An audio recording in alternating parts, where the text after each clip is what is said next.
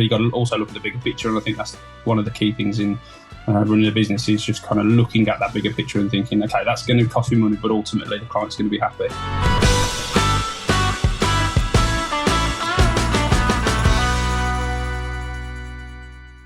Welcome to Content in Business. Today we have a spotlight session with Richard Langford, who's the director of Sharp Events Group. Sharp Events Group are an event crew supplier for major sporting events and a bespoke building team. Welcome to the show, Richard. Thank you. Thanks for having me. Thanks for coming on. Tell us more about Sharp Events Group. Okay. We rewind back. We started off as a building company. I started off as a builder. Worked for my old man for about 13 years. We had creative differences between ourselves, and I went off and started on myself in 2015. Started a building company, headed to 2019, where we were invited to work on a major sporting event, a running event down in Oxford, one of the marathons. And then from there, it kind of snowballed into something that I never thought it would. It was just chance, I suppose, at the time. And then from there, I've just constantly pushed to develop the business and get our foot in the door with these major suppliers. So on the whole, we supply trained and specialist crew in installing major sporting events. So it can be anything from the supplying teams of guys to help with installing, best way of putting this, so supplying crew to help with the actual main contractors, so they can just help out as in general crew. More specialist crew, carpenters as well, will be building sets and building stages and building timber work and framework, which we find on a lot of events, to the branding side of things. And that's where we started off, and that's where our main core work is, working with branding companies, installing on, like I said, I say mainly sporting events because that's what they work on. But we are now kind of branching off a bit more to other events, not just sporting events. Is it like the sponsor side of things? Is it like the banners for sponsors and things like that? Yeah, so it would be, take an example, last weekend we worked down in Cheltenham and we installed for Paddy Power. It was Paddy Power and Kazoo. I think Kazoo have pulled out. So Paddy Power go to the main contractor, the branding company, and then they come out to us to then install on site for them. So they do all the legwork, the project managing side of things on that, and then we supply the teams of guys that go out there on the ground and install. Right. Okay. So the kind of crew are like additional skills that are needed on site to support like the core team. Yeah. Well, a lot of the time we can manage. We've got a core team ourselves that kind of can manage the install ourselves, or we will bolt on to their teams of guys, which we've got today. We've got guys working on they're training down London today to understand more of the rental kit. So it's that part. There's two different parts to the company that we work on behalf of currently. We work for a lot of other companies, but the main bulk of the work we get, they've got their one part of it would be things like cricket and football and, you know, the main core sports that work all the time. They're on repeat every year, every season, whether it's 100 cricket or something like that. Or the other part of it, which is what we work out of in Basingstoke, we work with them, is the live events. So it's more like mass participation. It can be the London Marathon. It can be the Hackney Half Marathon. It can be the 100. Again, they're live events that need reactive work, and that's kind of where we come in, because it could be a case of we need 3 guys for this event. Actually, no, the next day we need 7. Can you sort this out? Can you build that? And it's a lot of reactive work we work on, and events tend to be like that. It sounds like you got real kind of flexibility in the team and the way you work. Yeah, I think working as a builder previously, where clients would speak to you and say, right, this is the outline plan, this is what we want, and then when you come to it, it's like, actually, can we change that? We don't want that there. It's being able to be more flexible and go, yeah, do you know what? That's fine. And sometimes you got to bite your tongue, because it kind of, you know, it can cost money, it can take more time than that. But you got to also look at the bigger picture, and I think that's one of the key things in running a business is just kind of looking at that bigger picture and thinking, okay, that's going to cost me money, but ultimately the client's going to be happy. And you touched on that then. I mean, and you've kind of given a bit of an overview of, you know, how you've developed as a business. How have you gotten to this point in terms of, you know, what are the key elements that have brought you to where you are today? I think it's not stopping. It's not being prepared to take no for an answer. And once, you know, it's kind of looking at something and thinking, I'm going to do this. And if somebody says no and shuts the door, then it's just still trying to find a way to do it. And I think the answer I always give is yes. The once I was asked, we're looking for on an event, we're looking for a 6 meter Coke can in the shape of an actual Coke can. There's a DJ got to sit in the middle. So we need a cutout for the DJ, and that's going to be 6 meters high, like literally scale, like 2 scale Coke can. Can you do it? And the answer is yes. Yeah, I can do it, no problem. I have no idea how I'm going to do it. I'll figure that out afterwards, but the answer is yes, and then we will figure it out. We had a job a couple of years ago at Cheltenham where through COVID there was no crowds allowed, there was no people allowed, obviously, back in 2020 or 2021. So they took the opportunity to, round the parade where they parade all the horses, to brand over the top of all the turnstiles and the handles where people stand. So the idea was, we went there and they said, right, we need to get branding over the top of this. Can you do it? And it's like, yeah, we can figure it out, no problem. So we ended up ordering 6,500 meters of wood and building this massive kind of stage. It went over the top of the whole curve of we then wrapped it in a PVC vinyl. And then from the back then and from the drone shots, it looked incredible. Things like that, you've got to, and that's where we've kind of excelled in the business we're in. The answer is yes. It's yes. We can sort it, unless it's absolutely, we need 20 people tomorrow. We would just not possibly do it. But most of the time, the answer is yes. And then we'll figure out how we're going to do that. So, like, you know, the theory of being a swan underwater and kicking like mad, that's me. Cool on the surface, and then we'll behind the scenes is just organised chaos. I mean, you mentioned about, you know, that saying yes and making things happen. Obviously, it can be a bit risky sometimes, but 9 times out of 10, maybe even more than that, where there's a will, there's a way. You know, where there will be some kind of solution, even if it can't be exactly what the vision was in the customer's mind. You can usually get pretty close if you're kind of flexible and you know, proactive enough, can't you? The thing is, there's always a way. There's always a way of doing it. You know, whatever the client asks for, there is a way of doing it. What I don't want is for somebody to say, can you do this job? And me say no, and then look on the TV and it's done. You know, yeah. I had one job last year where we were working for On Running. I don't know if we're allowed to say brands, but On Running, we did a running event for them in London, and their spec was they wanted a green LED tunnel, like a light tunnel. So when the sprinters were running through there, 'cause it was like an elite night of the 10K, I think it was called. It was like personal best PBs for the elite runners. So it was like a day and night thing. And once it got to night, then obviously the green lights come on. So the light tunnel looks incredible on camera and everything else.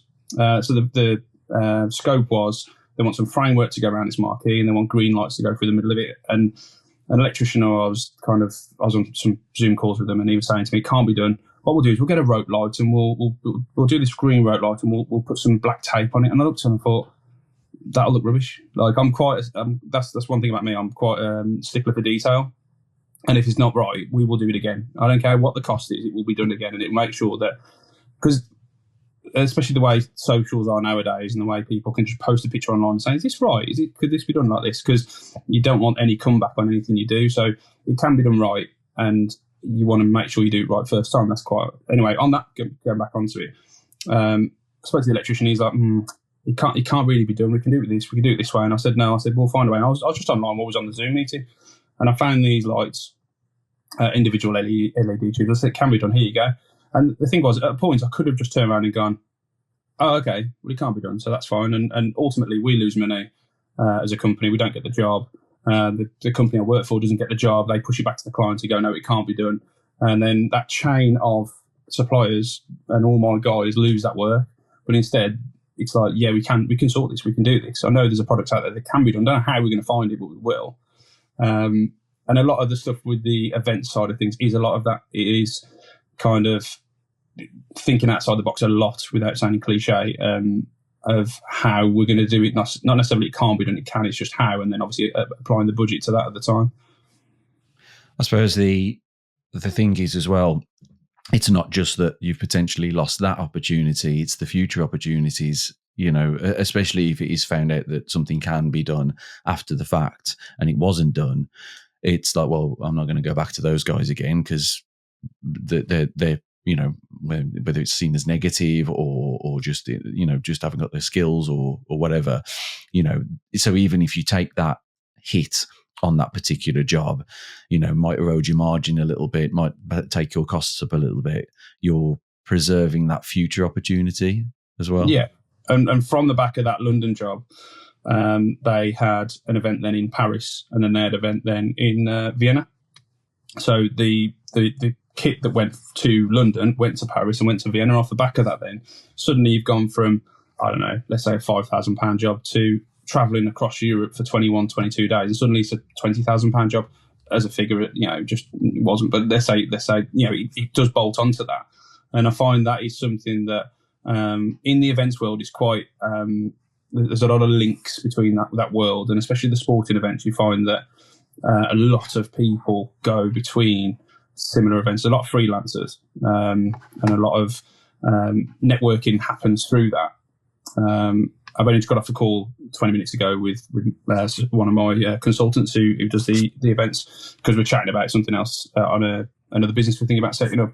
So just by having him as a contact through an event I met once, all of a sudden then he then employs us on future jobs, and now we're talking about even more future work. And it only takes that, yes, we can do it, yes, we can help you out, and getting that relationship, build that relationship with the client, that kind of I have found, sometimes it doesn't work, you know, and you got to keep knocking at the door, but I have found that has been quite successful for us. I love that. So what's the vision for the business? What's the kind of ultimate goal? Well, like I said before, so we obviously had the building work to start with, the building company. That ran up until April this year. And we're still the same company. We changed the name. The reason we changed the name was because we were tendering for work for big companies like British Heart Foundation. We were tendering for a job this last summer for them. And when it went through, it was called Richard Langford Building Services, and which obviously took me a long time to think of that company name. But yeah, so that when we were tendering for jobs, and it came through to the desk, I think somebody turned around and said, Richard Langford Building Services, what they're building on this event, you know, why we're having builders on this event. So it just didn't fit the sad criteria that you need to be to kind of be the face of what they expect, if you know what I mean. Whereas so we changed the company name back in April last year. So last year really was our first full year as Sharp Events Group up until April this year. So we're still in that first, if you like, year, even though I've been trading for 7-8 years myself, and obviously the team and everything else. The actual company name changed, and what that meant was we turned from building work and events work to then we just fully went to events. So looking forward for us, this is at the end of April will be the end of our first full year as an events kind of install crewing agency, and then obviously now people are booking us on for future events. My aim is to grow to a stage with the team where I don't want to get too big. I'm not interested in having hundreds of people working underneath me. It's got to be the quality's got to be there, and that's really hard to find. So small scale, up to 15, 20 guys, and be more niche and skilled. I'm finding that the more niche and skilled you are, then yes, the less work you'll get, because on one hand you are more skilled and costing more money, but then you got to have a value on what you can supply and what your costs are, and what you want to make ultimately in the business. So with that, then for us looking forward, it's having bookings ahead and not just like next week, next month. It's kind of like we're already booking in June, July, August this year, September. We're booking already for September. And for me, it's having that concrete kind of year on year on year repeat bookings with clients. But that is hard because clients' needs change. You know, it's not like you're not working in a factory where you've got just the same products on repeat, on repeat, on repeat. The sponsors change, the companies change, companies go under and take over new management. That's happened this year with one of the big clients we work with, because events have changed, like mass participation has dived. Like there's not, since COVID, there's a big massive spike straight after COVID of people wanting to go outside and run and, take part in these events, and sponsors were all over that, and it went mad, and our business kind of piggybacked the back of that, and we kind of joined that massive push. And then obviously now 22 and then 23, it's kind of gone, we've seen a massive drop in what it was straight from COVID, where it went up. It's kind of teetered down to what now we class as like a normal kind of rate of work. So you can kind of now start to see an idea of where we are after COVID. But with the mass participation stuff, which was a big income earner for us, the sponsors aren't there anymore. You used to have like Virgin Sport used to sponsor Oxford Half, and they've pulled out. You don't get big sponsors. Like London Marathon isn't sponsored by a big sporting name. It was TCS last year, which is still a big company, but you have on the smaller events, you don't have massive sponsors. If you don't get massive sponsors in, the companies can't. The money isn't there in the company who's the production companies that are working on that. And then underneath that, and suppliers are then squeezed for prices because they need to do it cheaper, or they get volunteers in. And then the branding company is rather than they've got a budget of 50 grand or 100 grand for that event, suddenly it's down to like 20 or 30. And then that effect also has an effect on us right at the very bottom, if you like, a part of that supply chain. Yeah, I think I was going to ask you, what do you think some of the challenges are reaching that goal? But that sounds like a potential challenge there. I think the observation is that you do seem like, the way you've pivoted the company at points, and you've been flexible and everything. And I'm guessing, is that what you think you're going to need to do to keep that growth going? Is obviously kind of roll with the times, I guess. And you've got to be trends. fluid. You've got to be. Yeah, you've got to be. Every year there's something new. There's a new company. There's new events on. There's new ideas. Like for the 100, for example, the 100 cricket. When I spoke to one of the project managers the last August when I was there with her, so it's a 5-year kind of contract, and that's what happens. They'll sign up for a 5-year contract. There's a budget of whatever it is a year, and then off the back of that, then obviously the suppliers get in to install the activations, they call them, whether it's a selfie kind of selfie pod or whatever it is. So obviously there's a supply chain underneath that, from the logistics all the way down to the installers and everything else, and the project managers. And then once that budget's cut, there will be something else, but it's just kind of finding out what that next thing is. So you need to keep in with project managers and obviously the corporate side of things. But yeah, it is constantly changing. We do London to Brighton, so we supply production managers for London to Brighton bike ride. So that's a different kind. It's the same part of the business, but rather than have crew leaders, managers, we have production managers. So the production managers aren't necessarily on the ground installing the stuff themselves. They are working directly for the client and then assisting with the overlay and install of the event. So it's another level up for us. We've got guys that are capable of doing that and really good at that. But it's working again with new clients. So it's trying to find a way of thinking, right, the guys we've got, the skill set is good. They can run teams. They can look at a plan and implement what's there. And then the client going, actually, you guys are good. We'll hire you for the next whatever. So it's quite broad on what we cover, but it has to be, because if you just stayed at one job, then you'll be sitting still a lot. You've got to be able to adapt and change. I know a lot of businesses will say that anyway, but like you have got to, especially in this industry, it's a very fast flowing industry where things do change quite quickly as well. So something could come in, a job could come in tomorrow that all of a sudden, I don't know, British Swimming have decided they're going to rebrand everything. That could happen like that. Or a good example was the Olympics this summer. So the company we work on behalf of, or we contract to a lot of, they've won all the branding, wayfinding and install of the Olympics this year. Now, normally that would be a 2-year project. where the project managers go in, and then obviously the Commonwealth Games, I think it was a year and a half for Birmingham, so they got all the staff in and everything else, and everything was in line for about 2 years, 18 months, whereas they won it in October. They've got 10 months to deliver that event in 10 months.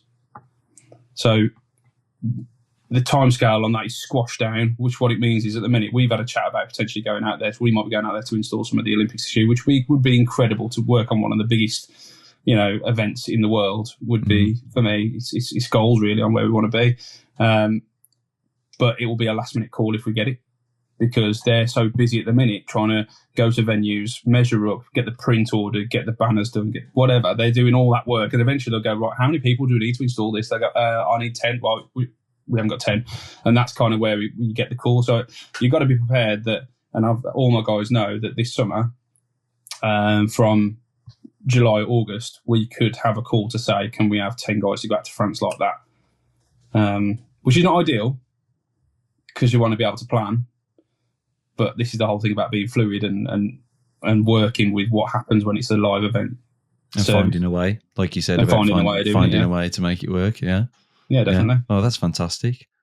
So I think it sounds like a lot of the work you get is the recommendations, that word of mouth, that repeat business. What else do you do in terms of marketing your business at the moment? What have you found works on a marketing side, and what do you find difficult to do? Started using LinkedIn more. We don't have a website. I think a lot of it, as it was word of mouth, the work just came in because of me and obviously what I'd done and the rapport I built up with clients over the years. That was kind of a way that it works. I think it works like that anyway in a lot of businesses. But obviously when we get quieter, nearer the winter time, because the sporting events, obviously most of them are summertime. It's kind of March till September.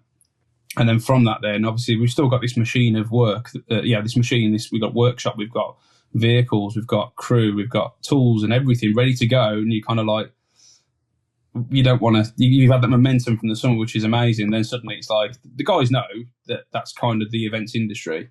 But it's trying to find that, the gap filler, if you like. And for me, the gap filler would be production work and TV work, things like that. It can, because they work all year round. But regarding marketing and stuff, LinkedIn is somewhere I've noticed that I didn't think it was going to be, I didn't think I'd get anything off it, to be honest. I thought, because obviously originally I'd be on Facebook or I'd be on Instagram, and I'd use that and I wouldn't advertise. We'd just post on what we're doing, where we are. And we've got to be really careful with the events world, because especially the branding, there's times where brands don't want you to post. You've got to ask for permission on certain things, and you have to anyway. You can't just post online a build-up of an event. And actually the inductions that you take does specifically say no pictures are shared online of build-up or breakdown, because of obviously there's risk for terrorism where they can see where to put things or ways of getting into the site or things like that. So from a safety point of view, we're not allowed to. But from the branding point of view, if they're launching something and launching a new brand, they don't want you to be posting that online. So sometimes it's difficult. But with asking permission, I find that the social media platforms like Instagram and Facebook have been helpful, but more with the building work, they were very helpful, because people relate, they can see what you're doing, you're totally transparent, and you're doing GoPro videos and things like that, and people like that. With the event side of things, unless you're in that industry, then I don't think that Instagram or Facebook are necessarily a good tool, personally. I think they're there in the background, but I haven't found much success from those. Whereas LinkedIn, which I didn't think would be successful, just posting the odd post about, more about what we've done. We don't advertise. It's more about, this is what we've done, these are the clients we've worked with, or this is what we've done over the last 6 months, anything we can help with, get in touch, or something like that. And then off the back of that, I had a phone call from the head of director of events for British Swimming, and they asked me to be overlay manager last October for the Para Swimming World Championships in Manchester. So I was overlay manager, so I took on the role and went with them. And off the back of that, then we've got the British Championships, which is March this year. And again, they've asked me to do the same role, so I'll be working as overlay manager for the British swimming at the British Championship, which is the qualifiers for the Olympics. And they are actually launching, they're rebranding British swimming are for that event. So that'll be interesting. But that was through LinkedIn. So I put one post on LinkedIn, suddenly you get, I've had 2 or 3 clients and contacts from that. So it kind of made me think, okay, well, it's just the wrong audience, really. Yeah. You got a different customer, haven't you, from a local kind of personal customer to a corporate, very different corporate customer. People in particular roles, rather than people who, I guess, are browsing, for building work on an evening or word of mouth or sharing between friends type thing. Yeah, I think it's like Instagram, for example, would be just. It's something to say you're there.